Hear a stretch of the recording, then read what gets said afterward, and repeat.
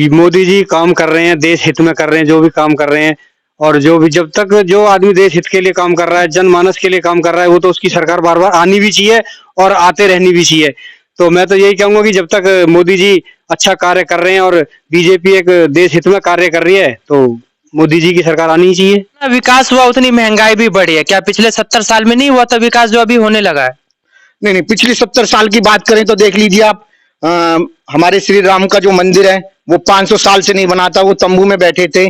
और अब देख लीजिए हमारा 22 तारीख को उसका उद्घाटन भी होने जा रहा है। अभी हजारों की संख्या में ट्रेन चलाने की बात कर रहे हैं मोदी सरकार, वहां तक पहुंचेंगे और सबकी नजरें जो है इलेक्शन से पहले राम मंदिर की तरफ ही है। एक बात बताइए, उससे क्या होगा? रोजगार मिल जाएगा धर्म के नाम पे? नमस्कार, 2024 में किसकी सरकार बनेगी?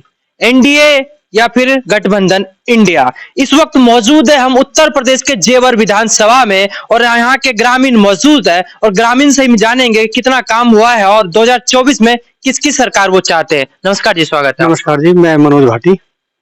आप ये बताइए, यहाँ पर दोबारा आप किसकी सरकार चाहते हैं?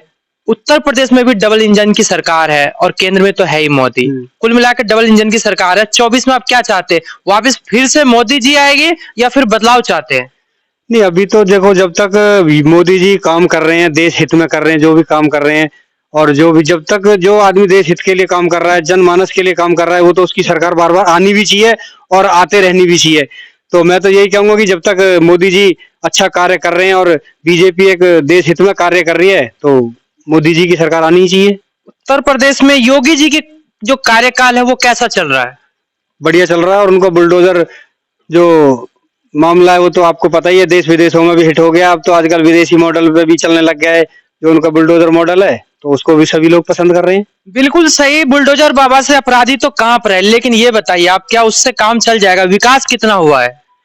नहीं, विकास के भी अगर हम बात करें तो मेरे हिसाब से शायद हर क्षेत्र में ही उन्होंने कदम उठाए हैं और हर क्षेत्र में ही विकास की तरफ जो गंगा बह रही है, तो ऐसी कोई बात नहीं है कि विकास के मामले में अगर वो पीछे हैं। हर काम में ही विकास कर रहे हैं, चाहे वो लेके रोजगार की अगर हम बात करें तो अभी उन्होंने एक स्टेटमेंट दिया है कि भाई जो संविदा पे मजदूर हैं, जो भी हमारे बच्चे कार्य कर रहे हैं, उनको भी हम आगे चल के जो अभी पक्के करने वाले हैं। और अभी अभी एक बहुत ही वो बच्चों के लिए, नौजवान युवाओं के लिए एक दिया है कि 3 साल जो पुलिस के लिए उन्होंने वो किया है, वो तो एक इतना अच्छा कदम है कि जिससे हमारे युवा जो आने वाले हैं, जो मेहनत कर रहे हैं, जिनकी 1 आध साल रह जाती है और निराश होकर बैठ जाते हैं घर, तो उनको एक और नया मौका मिल जाएगा और आगे तरक्की करेंगे। वो भविष्य में जो किसी अच्छे पद पे पहुंचेंगे, तो इससे देश का भी उद्धार होगा और अपने प्रदेश का भी उद्धार होगा। ऐसा तो नहीं लगता इलेक्शन के टाइम हर पार्टियां कुछ न कुछ वादा करते हैं? उन्होंने भी वादा कर दिया हो? नहीं, जो वादे किए उन्होंने तो मेरे हिसाब से शायद लगभग तो वो हो ही रहे हैं और उन्हीं के ऊपर वो कार्य भी कर रहे हैं। लेकिन कुछ वादे ऐसे होते हैं जो खाली चुनाव के लिए किए जाते हैं और चुनाव के बाद वो वादे का पता भी नहीं चलता कि कहाँ हैं, कैसे हैं। तो ऐसे तो मैं समझता हूँ ज्यादा इतने कोई उन्होंने ऐसे गलत वादे किए नहीं, जो किए हैं वो लगभग। योगी जी ने जो वादे किए वो पूरे किए। अच्छा, आप ये बताइए, आपके अनुसार योगी जी ने अभी जो है वैकेंसी निकलवाई है, जो 62 लगभग 60,000 से ऊपर पुलिस भर्ती, उसके लिए क्या कहना है आपका? मतलब सही है जी, बहुत अच्छा किया, निकाल दी। और वो 3 साल बड़ी, उससे भी हमें बहुत ही ज्यादा सहारा जो भर्ती खोली गई है, ये हमारे जेवर विधायक धीरेन्द्र सिंह जी और अनूप शहर विधायक हैं हमारे। तो उन्होंने कुछ लोग हमारे पुलिस जो बच्चे तैयारी करते रहते हैं, वो भी गए हैं और उनका भी उन्होंने दर्द महसूस किया और उसी बात को लेकर वो योगी जी से मिले हैं।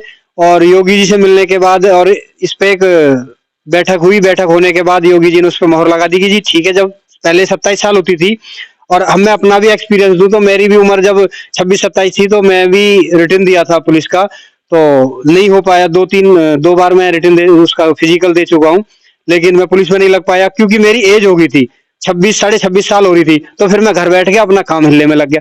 तो कहीं ना कहीं जो हमारे अंदर वो निराशा रह गई थी, जो 27 साल हम निराश होकर घर बैठ के अपने काम में लग गए, तो वो निराशा मैं समझता हूँ शायद मेरे आने वाले जो युवा भाई हैं उन्हें 3 साल मौका और मिल जाएगा, तो उससे वो बेहतर, हमसे भी ज्यादा बेहतर वो लग पाएंगे और ज्यादा से ज्यादा संख्या में पहुंच पाएंगे। तो इसके लिए मैं धन्यवाद योगी जी का सबसे पहले, तो उसके बाद मैं अपने विधायक धीरेन्द्र सिंह जी का और अनूप शहर विधायक का धन्यवाद करता हूं कि उन्होंने इस जनमानस की जो एक वो थी ये बात थी वो वहां तक पहुंचाई और इसको जो आवाज बुलंद आवाज करके और इसको जो निर्णय तक पहुंचाया। बिल्कुल, जो लोग तैयारी करते एक दिन भी अगर जन्म तिथि ऊपर नीचे हो जाए तो शायद उनकी जो मेहनत है वर्षों की वो असफल हो जाए। और भी यहाँ लोग मौजूद है। जी आप बताइए, उत्तर प्रदेश में और अभी केंद्र में वापस किसकी सरकार बनेगी?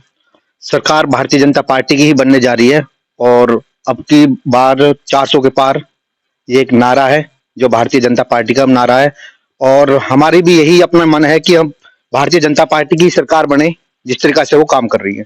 आपको ऐसा नहीं लगता है कि महंगाई भी बढ़ी है? अभी लेटेस्ट में जो है आप देख रहे होंगे हर जगह ना, ये डीजल और पेट्रोल के तेल के दाम के भी महंगे हुए हैं। सिर्फ ये नहीं बहुत सारे खाद्य पदार्थ भी महंगे हुए हैं। जो महंगाई बढ़ी है इससे आम लोग इसके प्रभावित हुए हैं।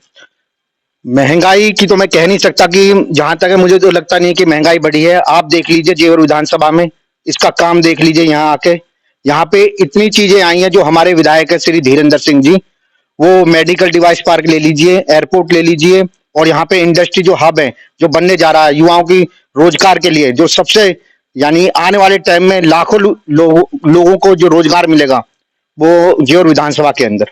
ना विकास हुआ उतनी महंगाई भी बढ़ी है। क्या पिछले 70 साल में नहीं हुआ था विकास जो अभी होने लगा है?